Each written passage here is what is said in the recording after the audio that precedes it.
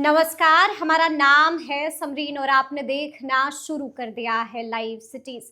देखिए, आप देख रहे हैं लाइव सिटीज का विशेष कार्यक्रम बिहारी हफ्ता और आपको हम बता दें कि बिहार की सियासत में एक बार फिर से हलचल है। और देखिए, कहा जाता है कि बिहार में बहार है और वाकई में बिहार में बहार है, बिहार में खबरों की बहार है।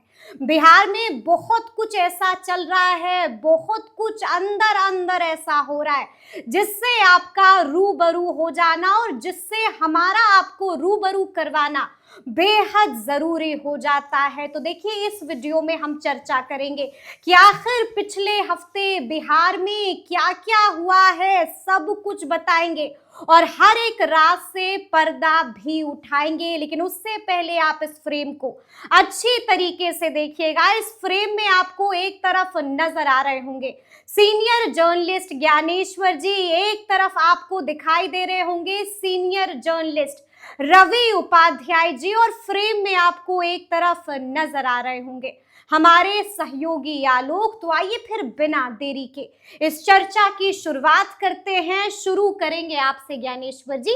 जैसा कि हमने बताया कि पिछले हफ्ते बिहार में बहुत कुछ हुआ है, क्या खबर है आपके पास? देखिए, आपने तो कहा कि बिहार में बहार है। हाँ। बहार है कि नहीं है यह तो मुझे नहीं पता, लेकिन ठंड बहुत है। ठंड बहुत है। ठंड बहुत है जी जी। और हमने तो इस ठंड में भी ऊनी कुर्ता पहन रखा है। आप लोगों ने तो मोटे मोटे जैकेट पहन रखे हैं। ठंड कितनी है यह आप समझ सकते हैं। बिल्कुल। तो देखिए, बिहारी हफ्ते में मैंने कहा ठंड बहुत है और कोहरे की मार भी है। इसी हफ्ते हम लोग, मैं और आलोक, देवघर गए थे। वंदे भारत जैसी ट्रेन कोहरे की मार खा रही है, लेट लतीफ हो रही है, घंटों लेट है। हाँ, घंटों लेट चल रही है। ठीक है, हम लोगों ने प्लेटफॉर्म पर भी घंटों गुजारा जैसी दी है।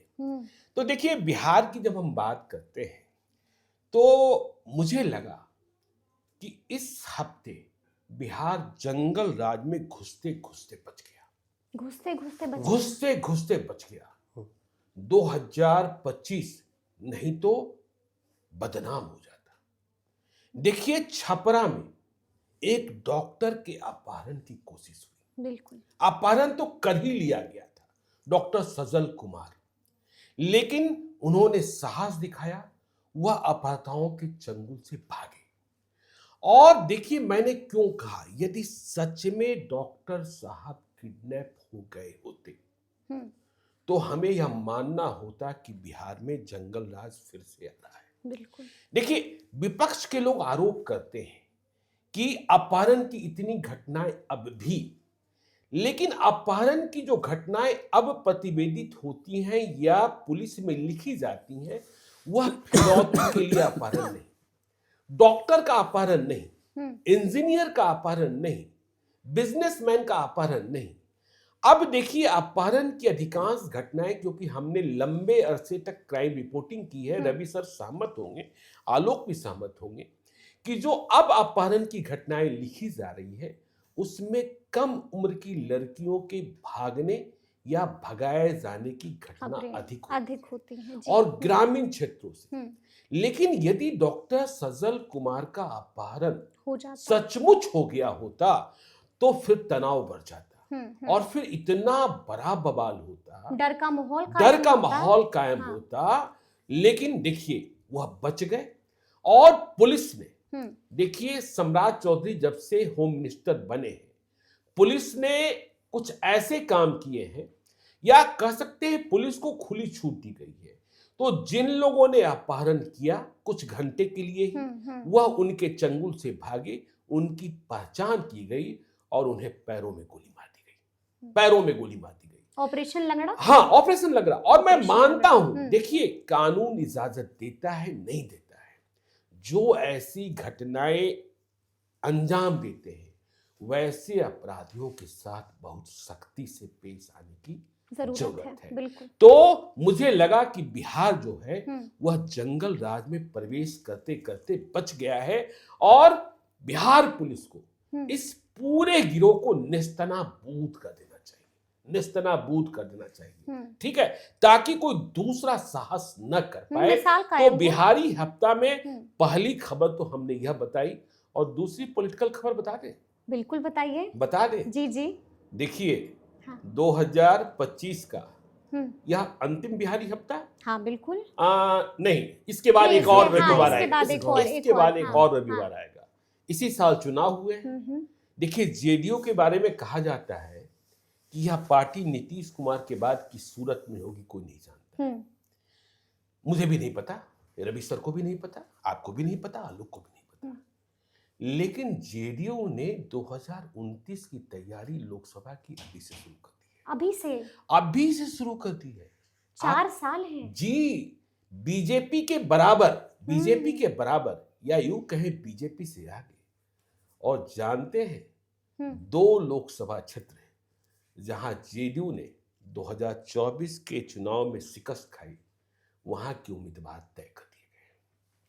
उम्मीदवार तय कर दिए गए हैं। देखिए, पूर्णिया में 2029 में पप्पू यादव के सामने बिहार सरकार की मंत्री लेसी सिंह होंगी। आप उनके मूवमेंट की मैपिंग कीजिए, वह पूर्णिया संसदीय क्षेत्र दिखेगा। और दूसरी खबर, जहानाबाद, सुरेंद्र यादव जीते हुए हैं। उनके सामने कौन? उनके सामने इस बार चंदेश्वर चंद्रवंशी या कोई दूसरे चंद्रवंशी नहीं होंगे, अरुण कुमार होंगे, जिनके बेटे ऋतुराज अभी विधायक बने हैं। घोसी से चुनाव जीते हैं। देखिए, राहुल कुमार चले गए आरजेडी के साथ, मतलब जगदीश शर्मा। बिल्कुल। अरुण कुमार आ गए इधर। तो अभी से ही देखिए, जिनकी एंट्री रोक दी गई थी। जिनकी एंट्री रोक दी गई थी। और 2024 के चुनाव में जहानाबाद के भूमियार इसी बात को लेकर खपा थे कि आपने 2019 में कहा था लौटा देंगे भूमियार को यह सीट। अच्छा। तो 2029 में लौटाने की तैयारी हो गई। चलिए, ये तो बड़ी खबर है। तो ये तो सबसे बड़ी खबर है। मुझे लगा कि कुछ बता दें आपको। हाँ, और ये आपने कुछ छोटी मोटी खबर नहीं, बड़ा विस्फोट कर दिया है। बड़ा विस्फोट कर दिया है। रवि जी, हम आपसे जानना चाहेंगे, बहुत कुछ हुआ पिछले हफ्ते, कई तरह की खिचड़ियां भी पकी हैं, क्या जानकारी है, क्या खबर है? नहीं, देखिए, सबसे बड़ी बात है कि राजनीति की बात हो रही है तो हम भी उसमें राजनीति जोड़ देना चाहते हैं।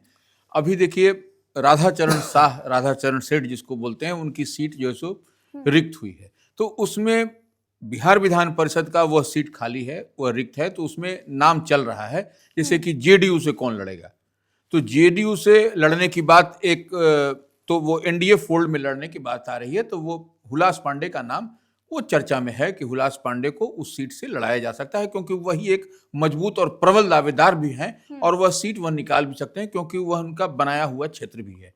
तो और उनके भतीजा भी इस बार भारतीय जनता पार्टी से जीते हैं। तो उस समीकरण को लिहाज से भी अगर आप देखिएगा तो वह सीट मिलती हुई उनके पास में जाती हुई दिखाई पड़ी। और तैयारी भी अंदर खाने में हुलास पांडे की चल रही है, क्योंकि वह लोजपा संसदीय बोर्ड के अध्यक्ष भी हैं बिहार के। तो वो ऐसे में आप हुलास पांडे वहां पर एक दावेदारी। अब इधर से आरजेडी महागठबंधन से कौन लड़ता है, अब वो वहां पर भी देखिए, वहां पर भी विषाद बिछाया जा चुका है।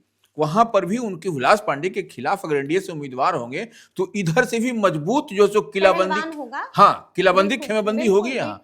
तो वहां पर कौन उस सीट से प्रबल दावेदार दिखाई पड़ता है महागठबंधन से, आरजेडी से। तो वह आप समझ सकते हैं कि अरुण यादव वह लड़े या उनके बेटे लड़े या जो भी लड़े, लेकिन उन्हीं के परिवार से कोई लड़ेगा। और हमको जहां तक दिखाई पड़ता है कि उनके बेटे हो सकता है कि वहां से उस सीट से लड़े।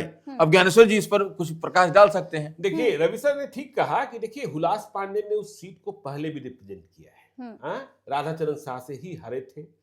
तो देखिए, आपको इस बात का स्मरण रखना चाहिए, संदेश विधानसभा क्षेत्र का जिक्र छेड़ दिया रवि सर। संदेश विधानसभा क्षेत्र में सबसे कम मतों से जीत हुई, 27 मतों से। और कैसे अरुण यादव हारे और कैसे राधाचरण सेठ जीते। क्या बीजेपी ने प्रयोग किया, किस तरीके से जेडीयू के खाते में सीट गई, कैसे वह किला था। ऋतुराज सिन्हा आए हुए थे, आपने ही ये सवाल पूछा जी, था। मैंने यह सवाल डिकोड कर करके उन्होंने जवाब दिया। देखिए, संदेश के नतीजे में जेडीयू के एक और क्षत्रिय नेता, ठाकुर नेता संजय सिंह विधान पार्षद की भूमिका को नहीं भूलना चाहिए। अच्छा, भीतर की बात बताते हैं। राधाचरण शाह बनाम अरुण यादव के पुत्र, वहां एक राजपूत खड़े हो गए थे। अच्छा। और यह लगने लगा कि यदि यह लड़ेंगे तो अरुण यादव की जीत सुनिश्चित होगी। वैसे ही कितने कम मतों से जीत हुई? 27 मतों से। और उन्होंने नामांकन का पर्चा भरने के बाद प्रचार भी शुरू कर दिया था। अरुण यादव बड़े प्रफुल्लित थे, चलो एनडीए का वोट काटेंगे। जेडीयू के नेतृत्व ने संजय सिंह को जिम्मा सौंपा कि जाइए, महाराणा प्रताप की राजनीति करते हैं, उस बाबू साहब को बैठाइए, मनाइए। इन्हें बुलावा भी आ गया, ये चले भी गए। लेकिन वहां उन्होंने देखा कि भाई यहाँ तो तेवर दूसरे हैं। तो संजय सिंह ने कहा कि भाई मुझे क्यों बुलाया था, लेकिन संजय सिंह ने बैठा ही दिया। नामांकन का पर्चा वापस नहीं हुआ, लेकिन उन्होंने चुनाव प्रचार छोड़ दिया, मैदान छोड़ दिया। बिल्कुल जी। इसके बाद भी उन्हें 2000 से अधिक शायद मत आ गए। मैदान छोड़ने के बाद भी सोचिए, यदि मैदान में वो होते, हाँ मैदान में डटे रहते, तो अरुण यादव के पुत्र चुनाव जीत जाते और राधा चरण शाह। तो चुनाव की रणनीति के भीतर मतलब बहुत सारी कहानियां होती हैं जो बाद में खुलती है। क्या आलोक सिंह, सही बात है? आप कुछ बता रहे थे। चुनाव हो गया, चुनाव बीत गया, आप छोड़िए चुनाव को, कहाँ चुनाव है। हाँ, कहानी पर आते हैं, जरा बढ़िया कहानी सुनते हैं। चुनाव तो बहुत हो गया, हाँ। चुनाव चलता रहेगा, जीत हार, जिसका जीत होना था जीत हो गया, जिसका हार होना था वो आराम से विदेश घूम रहे हैं। चलिए अब जाते हैं, ठंड बहुत बढ़ गई। अभी आपने कहा ठंड बहुत बढ़ गई है जी। ठंड में मोजे बहुत बिक रहे हैं, मोजे बिक रहे हैं, बहुत बिक रहे हैं, पता कि नहीं? आपने कल डायबिटीज के डॉक्टर आनंद शंकर से बातचीत की थी कि जो शुगर पेशेंट हैं उन्हें मोजा पहनना चाहिए, इसलिए बिक रहे हैं क्या?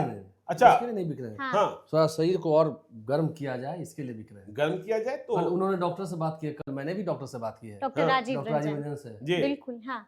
थोड़ा शराब पीना चाहिए ठंड में, लोग कहते हैं थोड़ी पिया करो। बिहार में बंद है भाई, बिहार में बंद है, लेकिन चोरी तो नहीं की है।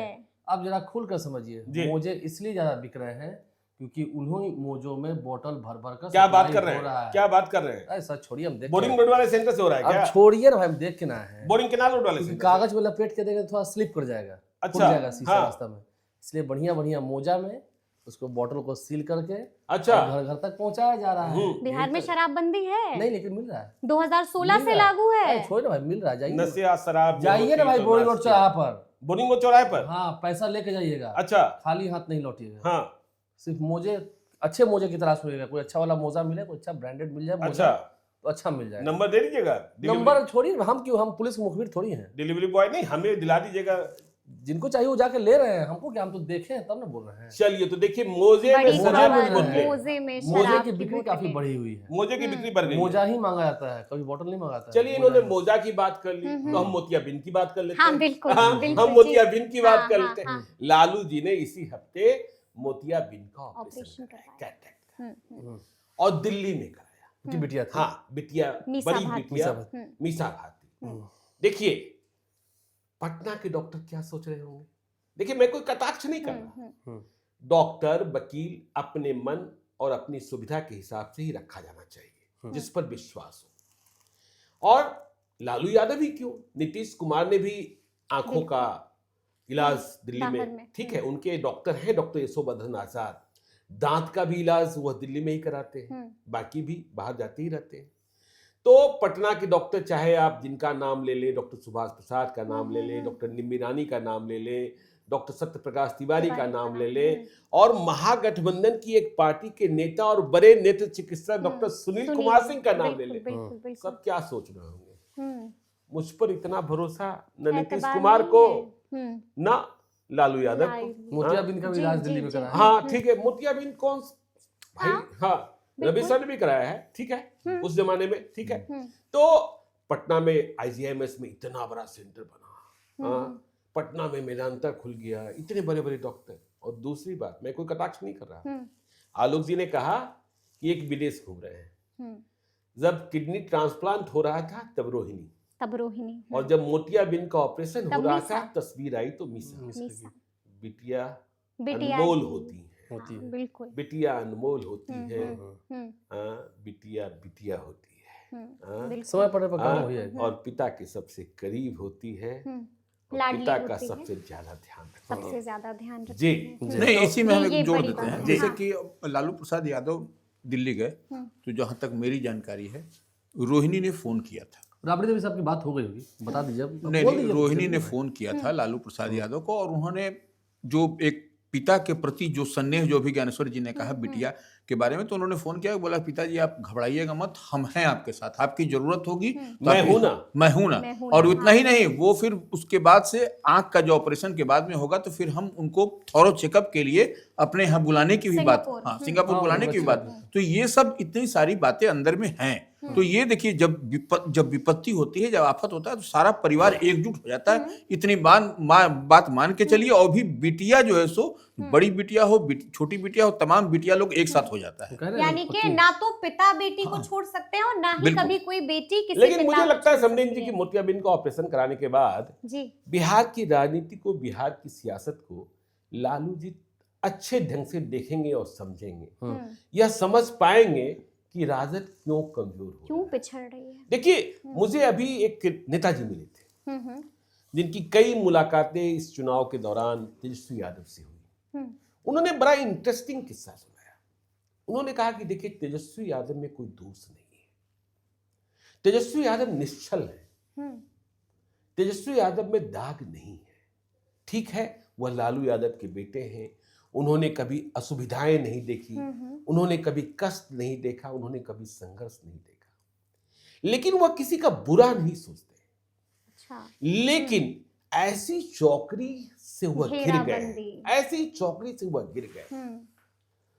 उन्होंने, उस नेताजी ने लाइव सिटीज से आरजेडी की जो दूरी बढ़ी, वह किस्सा भी सुनाया। अच्छा, वो हाँ, भी सुनाया। हाँ, वह भी सुनाया, क्योंकि जिक्र आया था बीच में। तो उन्होंने कहा कि देखिए, होता यह है कि शाम 7 बजे के बाद जब थोड़ी फुर्सत में होते हैं, अपनी रूटीन को जीते हैं तेजस्वी यादव, और जब उनका मूड कुछ उखरा उखरा होता है, तो ये जितने शकुनी किस्म के लोग हैं ना, जयचंद, हाँ नहीं, मैं जयचंद नहीं कह रहा, हाँ। अरे मैं जयचंद नहीं कह रहा, जी ठीक है ना? जी।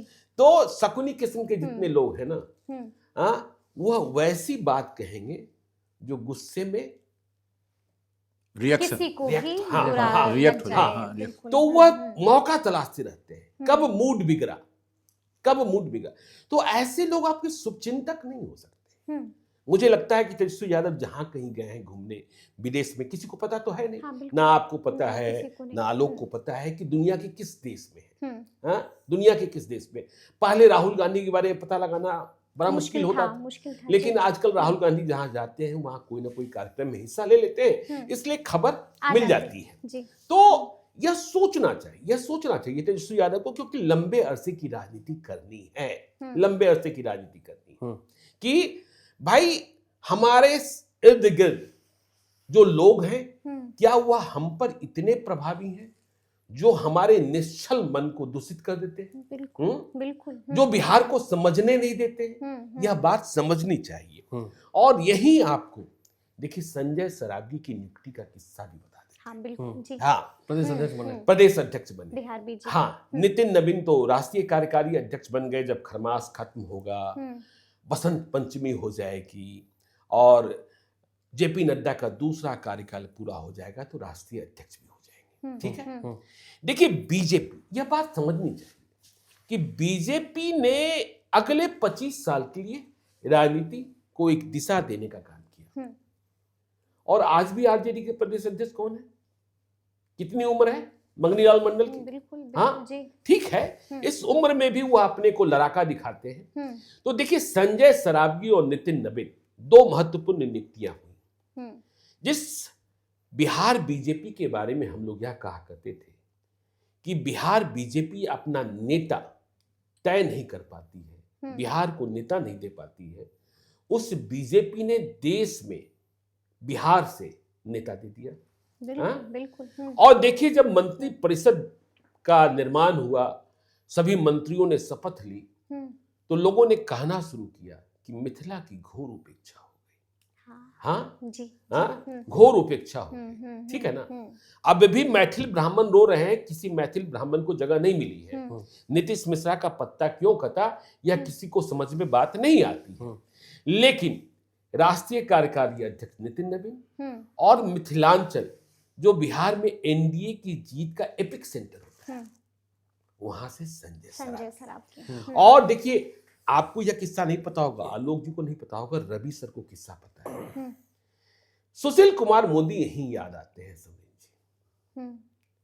देखिए, सुशील कुमार मोदी बनाम नवीन किशोर प्रसाद सिन्हा का संघर्ष जी, मौर्य होटल 2005। तो सुशील कुमार मोदी से नवीन किशोर प्रसाद सिन्हा का संघर्ष हुआ नितिन नवीन के पिता का। बाद में उनकी मृत्यु हो गई हृदय जनित बीमारियों के कारण, दिल्ली में। हाँ, दिल्ली में। तो नितिन नवीन को राष्ट्रीय कार्यकारी अध्यक्ष बना दिया गया। तो आप कह सकती हैं कि उस संघर्ष के बाद नवीन किशोर प्रसाद सिन्हा पीछे छूट गए थे। अब उसका पुरस्कार उनके बेटे को राष्ट्रीय कार्यकारी अध्यक्ष।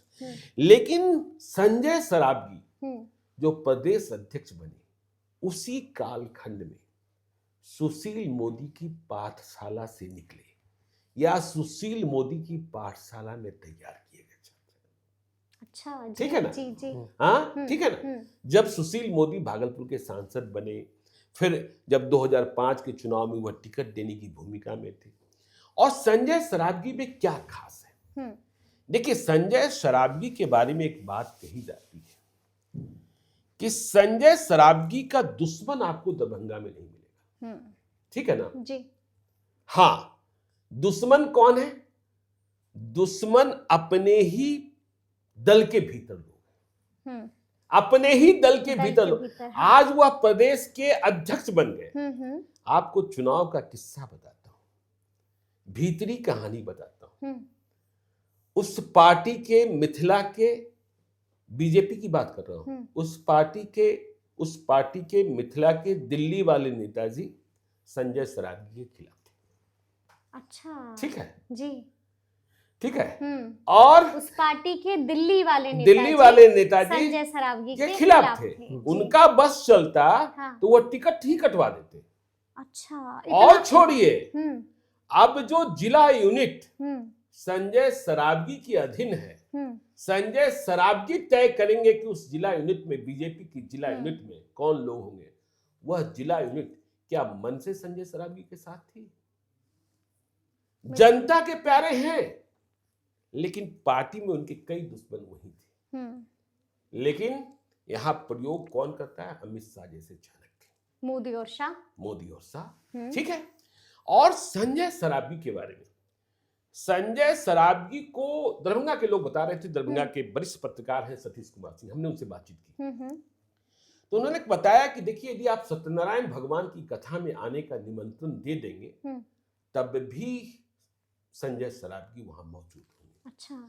और यदि आपने निमंत्रण न दिया, तो इसकी शिकायत दर्ज कराएंगे। क्या आपने नहीं बुलाया? आपने मुझे नहीं बुलाया। अच्छा, आपने मुझको अपने से दूर कर दिया, मुझको अपने से दूर कर दिया। और कार्यकर्ता का नाम जानते हैं। हाँ, नाम जानते हैं, ये बड़ी बात। हाँ, और कार्यक्रम में पहुंचे, गुस्सा नहीं करना संजय सरावगी की सौम्यता है। बिल्कुल। ठीक है ना? एक और बात बताई सतीश ने कि दरभंगा में जो घर है ना, उसका दरवाजा बंद नहीं रहता है। दरवाजा नहीं बंद रहता है? दरवाजा बंद नहीं रहता है। और दरवाजे के बाहर नहीं खड़ा होना है जो मिलने आया है। वह भीतर जाएगा, बहुत बड़ी बात है। और यदि वो नहीं है, तब भी उनसे चाय पानी पूछा जाएगा। और कितने देर में आएंगे यह नहीं, नेताजी आ रहे हैं, विधायक जी आ रहे हैं, कब आएंगे, गारंटी नहीं, हाँ आ रहे हैं। इस बात की जानकारी दी जाएगी कि हाँ 1 घंटे में आ जाएंगे। यदि आप 1 घंटा प्रतीक्षा करना चाहते हैं तो आपकी मर्जी, 1 घंटे के बाद आना चाहते हैं, वो भी आपकी मर्जी। लेकिन 1 घंटा 4 घंटा नहीं हो सकता है। नेताओं को लटकन बनाने की जो आदत है, वह संजय सरावगी में नहीं है। सिस्टम यहाँ जेडीयू में सिर्फ एक श्रवण कुमार क्या है, उनका दरवाजा 12 बजे रात तक खुला था। तो और मतलब वहां के दूसरे वरिष्ठ पत्रकारों ने भी बताया कि देखिए, कॉल रिसीव हुआ खुद करते हैं। हाँ, बिल्कुल। जब वह बिहार में भूमि सुधार व राजस्व मंत्री बने, तब भी ऐसा नहीं हुआ कि उन्होंने अपना पर्सनल नंबर किसी दूसरे को दिया। हाँ, बिल्कुल। और कोई समस्या लेकर जाइए, तो मेरे साथ हुआ है कि बाज़ाब्ता उधर से कॉल करते हैं और आपकी समस्या का समाधान भी ऑन कॉल कर देते हैं। नहीं, आपसे तो ज्यादा ही लगाव है, मुझे पता है, आपसे तो ज्यादा ही लगाव है। और देखिए, राजनीति में देखिए, जितने संपन्न हैं, जितनी संपन्नता है और कोई मतलब उस पर विवाद नहीं है, उसमें उन्हें राजनीति से बहुत कुछ हासिल नहीं कर लेना है। चाहे उनके पिताजी हो, तेल का इतना बड़ा कारोबार है, चाहे उनके भाई हो, उनका उतना बड़ा कारोबार है, तो राजनीति से संपन्नता नहीं हासिल करनी है। जो आना है वह तो आ ही जाएगा, और जो दिया हुआ भगवान का दिया हुआ भी है बहुत कुछ जी। तो एक बात तो यह बात मुझे लगा कि संजय सरावगी का यह किस्सा भी जरूर बताया जाए। जरूर बताया जाना चाहिए। नहीं देखिए, संजय सरावगी के बारे में थोड़ा सा हम भी बता दें सर। आप तो हाँ, ट्रेन की यात्रा याद है ना? वही हम यात्रा का ही चर्चा करने जा रहे तीन हैं। पत्ती में बढ़िया खेल लेते हैं। अब देखिए, संजय ट्रेन सरावगी वाली यात्रा, जी। हम लोग साथ में दिल्ली से पटना आ रहे थे, या उस डब्बे में और भी माननीय थे जो मंत्री हैं बिहार सरकार के, वह भी थे। तो हम लोग सब लोग बैठे हुए थे। तो उस समय जिस समय हम लोग दिल्ली से लौट रहे थे, माननीय प्रधानमंत्री नरेंद्र मोदी का के कैबिनेट का सब था। प्रधानमंत्री नरेंद्र मोदी को वहां पर ओथ शपथ था। उसी बाद में अब ट्रेन में क्या राजधानी में भीड़ होगी इसका अनुमान आप लगा सकते हैं। एचओ कोटा से टिकट कंफर्म हो रहा था। हमारा भी रिक्वेस्ट आग्रह पर मेरा भी हो गया। हम भी साथ में ही थे। हम संजय सरावगी आगे पीछे ऊपर नीचे बर्थ पर थे।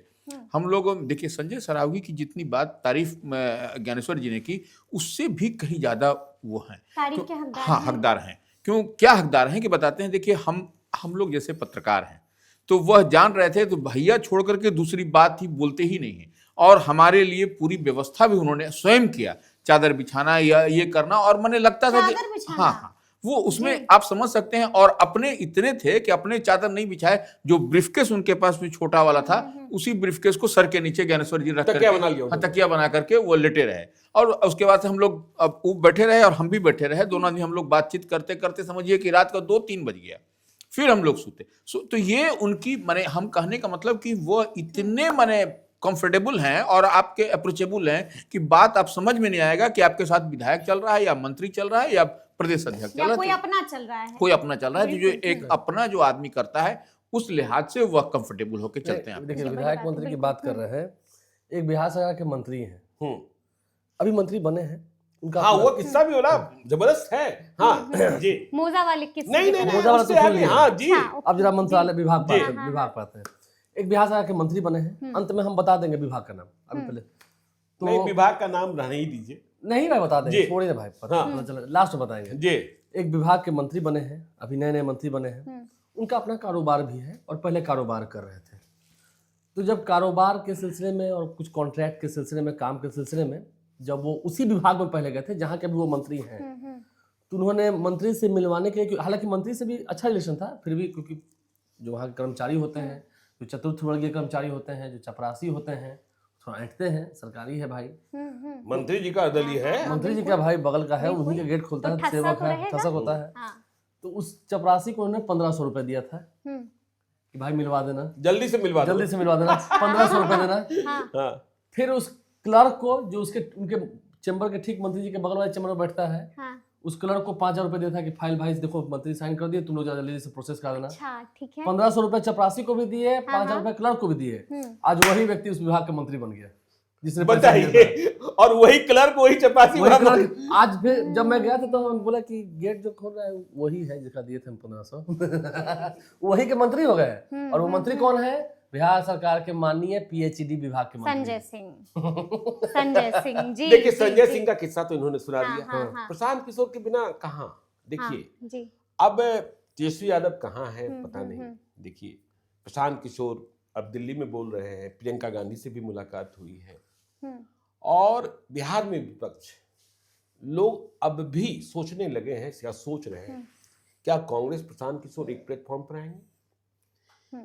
प्रशांत किशोर को वोट कम मिले, बहुत करारी हार हुई, लेकिन ये क्यों हुई? जो इतनी उम्मीदें थी वह कहां बिखर गई? मेरे पास 2 दिनों पहले रंजन ऋतुराज हैं, बहुत बड़े ब्लॉगर हैं, दालान नाम से उनका ब्लॉग है। रवीश कुमार से लेके बड़े बड़े मल्टीनेशनल कंपनी के जो बिहार से जुड़े लोग हैं उसके फॉलोवर हैं। उन्होंने एक बड़ा ही मजेदार किस्सा सुनाया, कैसे वोट परिवर्तन हुआ। कुम्हरार के रहने वाले हैं, वहां प्रोफेसर केसी सिन्हा चुनाव लड़ रहे हैं। रंजन ऋतुराज का मत तय था कि उन्हें किसे वोट देना है, लेकिन उनकी पत्नी इस बात पर अड़ी थी कि परिणाम चाहे जो भी हो, वोट जनसुराज को देना, प्रशांत किशोर को देना, प्रशांत किशोर को देना। तो वह बता रहे थे कि हम लोग दोनों 6 नवंबर को चुनाव था ना, हाँ, हम लोग दोनों एक ही साथ वोट देने निकले, वोट दिया, अलग अलग वोट दिया।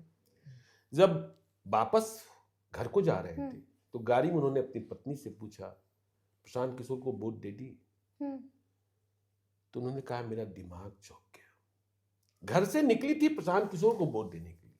अच्छा, हाँ, और अंदर जाके सुनिए तो, घर से निकली थी प्रशांत किशोर को वोट देने के लिए, लेकिन वोट प्रशांत किशोर को नहीं दिया। क्यों?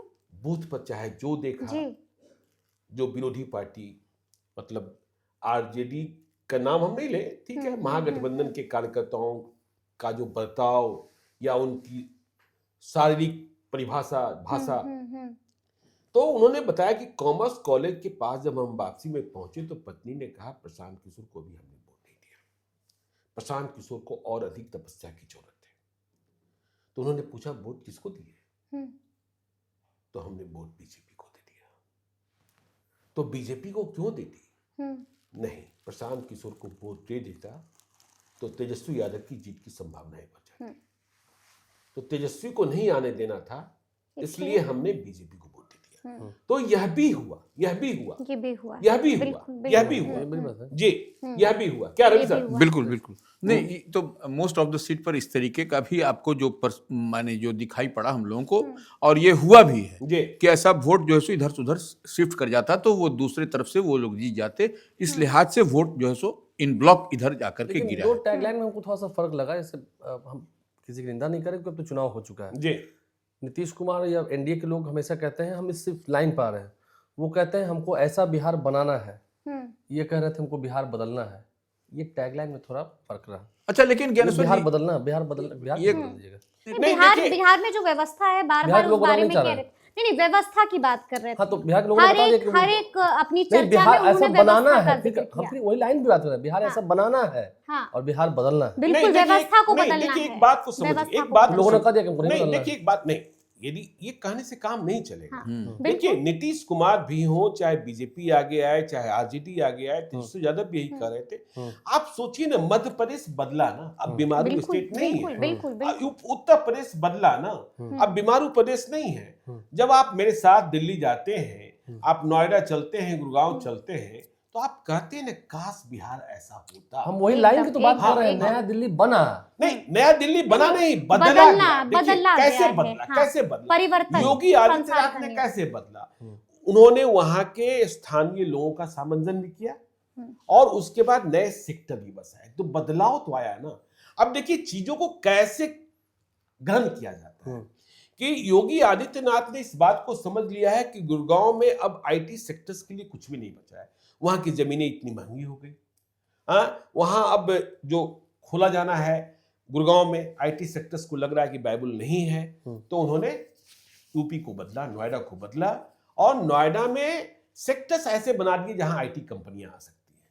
अभी देखिए, यदि बिहारी हफ्ता में आलोक जी ने ही वीडियो किया है, बिहार के सबसे मशहूर आर्किटेक्ट विष्णु चौधरी के साथ, जमीन की कीमतें, जिस तरीके से जमीन की कीमतें बढ़ाई जा रही हैं, बढ़ाए जाने का प्रस्ताव है, पटना में या बिहार के दूसरे हिस्सों में जमीन लेना बहुत ही मुश्किल हो जाएगा। सोचिए, आलोक जी के मंदिरी मोहल्ले में जहां ठीक से ठेला गाड़ी भी नहीं चल सकता, आलोक जी अपने घर तक अपनी गाड़ी भी लेकर नहीं जा सकते, वहां 4 करोड़ रुपए प्रति कट्ठे जमीन कीमत हो गई। 40 लाख रुपए स्टाम्प का। हाँ, नहीं 40 लाख रुपए स्टाम्प का। अब आप सोचिए ना, जमीन की वास्तविक कीमत से अधिक सरकारी कीमत हो गई। अब कल ही मुझे एक इनकम टैक्स के लॉयर मिले, चार्टर्ड अकाउंटेंट मिले, हमने कहा कि देखिए, यदि जमीन की वास्तविक कीमत 2 करोड़ रुपए प्रति कट्ठा है और 4 करोड़ रुपए सरकारी कीमत हो गई, तो 2 करोड़ रुपए प्रति कट्ठा के भुगतान करने के बाद भी 40 लाख रुपए का स्टाम्प पेपर देना होगा। उन्होंने कहा कि इसका दूसरा इंप्लीकेशन आप नहीं जान रहे, किसी दिन हमको विस्तार से चर्चा करनी चाहिए। उन्होंने कहा कि जैसे ही आप 2 करोड़ में खरीदगी दिखाएंगे, इनकम टैक्स डिपार्टमेंट उसको नहीं मानेगा, क्योंकि वह सरकार द्वारा तय कीमत को ही वह मानेगा कि 4 करोड़ रुपए में ही आपने जमीन खरीदी है। और यदि 2 करोड़ रुपए का पेपर आपने बनाया, 40 लाख रुपए भले स्टाम्प ड्यूटी दे दे, तब भी इनकम टैक्स डिपार्टमेंट खरीदने वाले को, बेचने वाले को, दोनों को नोटिस नोटिस करेगा, करेगी। दोनों को नोटिस करेगा। फिर सर चलिए हाँ, तो ये जमीन की बात हुई। देखिए, लेकिन नहीं, एक और जरूरी बात है, और मुझे लगता है कि नीतीश कुमार को इस पर ध्यान देना चाहिए। नीतीश कुमार कैसे इधर ध्यान नहीं दे रहे। छात्रों की बात हम बिहारी हफ्ते में न करें। आपको जानकर आश्चर्य होगा कि देश भर के निजी शिक्षण संस्थानों में पढ़ने वाले बिहारी छात्र बहुत परेशान हैं, और कई शैक्षिक संस्थानों ने या तो पढ़ाई बंद कर दी है, बंद कराई जा रही है, या उन छात्रों को दूसरे प्रदेशों से वापस बिहार भेजा जा रहा है।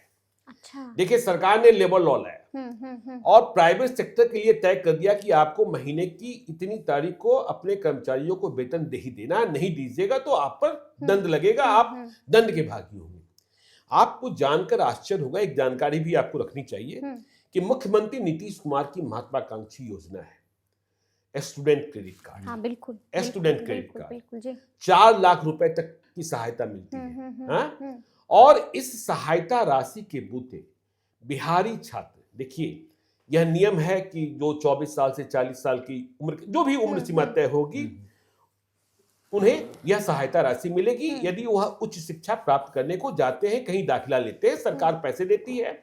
और फिर जब वह नौकरी पा लेंगे तो 84 से 84 से 120 इंस्टॉलमेंट तक में वह इस राशि को ऋण मुक्त है। बिल्कुल। हाँ, मतलब सूद मुक्त है, आप वापस कर ठीक सकते है, हैं। हाँ। पिछले कई महीनों से सरकार ने स्टूडेंट क्रेडिट कार्ड के पैसे का भुगतान शैक्षिक संस्थानों को नहीं किया है। यही नहीं है, नहीं किया है। इसका परिणाम यह हुआ है कि देश के जितने भी निजी शैक्षिक संस्थान हैं जहां इस स्टूडेंट क्रेडिट कार्ड के बूते बिहार के छात्र पढ़ रहे हैं, वहां कोहराम मचा है, वहां कोहराम मचा है।